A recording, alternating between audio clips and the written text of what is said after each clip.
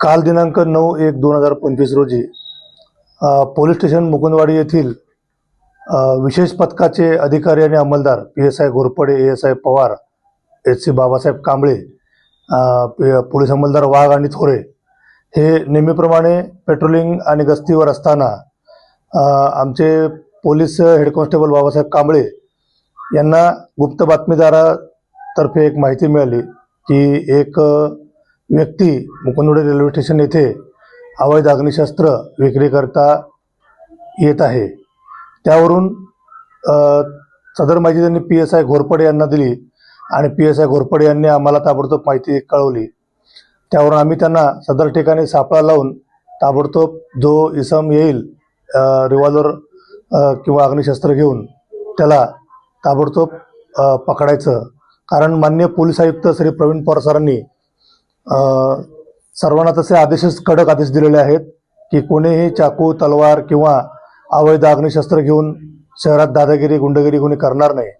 त्या आदेशाचे पालन म्हणून आमच्या विशेष पथकाने आणि PSI घोरपडे आणि त्यांच्यासोबतचे असलेले टीम यांनी एक मुकुंदवाडी रेल्वे स्टेशन या ठिकाणी एक सापळा लावला आणि त्या ठिकाणी त्यांना एक संशयित इसम मिळून आला। मिळालेल्या माहितीनुसार त्या इसमाला त्याची झडती घेतली, त्याचं नाव विचारलं। त्याचं नाव गजानन गुलाबराव ढवळे, राहणार जय भवानी गल्ली नंबर 11 मुकुंदवाडी। याची झडती घेतली असता 2 पंचासमक्ष त्याच्याकडे कमरेला एक विदेशी बनावटीचं मेड इन तायवान कंपनीचं जे रिव्हॉल्वर आहे या ठिकाणी हे ते मिळून आलं। त्याला त्या बंदुकीच्या किंवा अग्निशस्त्राच्या परवान्याबद्दल विचारलं, त्यानं कोणताही परवाना नसल्यास सांगितलं।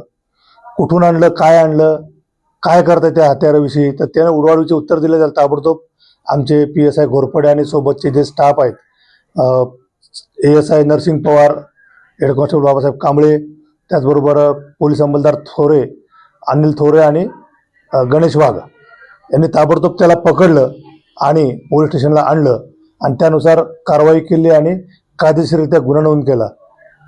त्याची अंदाजे रक्कम किंमत काय आहे आणि यामध्ये कुठे शस्त्र विकलेले की कबुली जबाब दिलेला आहे? त्याचे अंदाजे रक्कम साधारण मार्केटमध्ये 60,000च्या आसपास, 60 ते 70,000च्या आसपास असावी असा अंदाज आहे। किंबहुना त्यांना यापूर्वी काही गुन्हे केलेत का ह्याचा आम्ही रेकॉर्ड पाहत आहोत आणि यापूर्वी तर आमच्या या नावाचा इसम तरी असे कुठलं शस्त्र बाळगताना त्याच्यावर कुठली कारवाई नाही आहे। तरी आम्ही त्याच्या संदर्भात अधिक माहिती घेण्यासाठी त्या तपासामध्ये त्याचा आज PCR हजर करून PCR मागणार आहोत, जेणेकरून ते हत्यार त्यांनी कुठून आणलं आणि कशासाठी आणलं याची पूर्ण माहिती घेण्याचा प्रयत्न करत आहोत। यावर काही गुन्हे दाखल वगैरे अगोदरचे सध्या तरी आपल्याकडे गुन्हे वगैरे दाखल नाही मुकुंदवाडी पोलीस स्टेशनला, आणि तो इथंच राहायला असल्यामुळं त्याच्यावरती बाहेरचे सुद्धा कुठं गुन्हे दाखल आहेत किंवा काय याबद्दल माहिती घेत आहोत।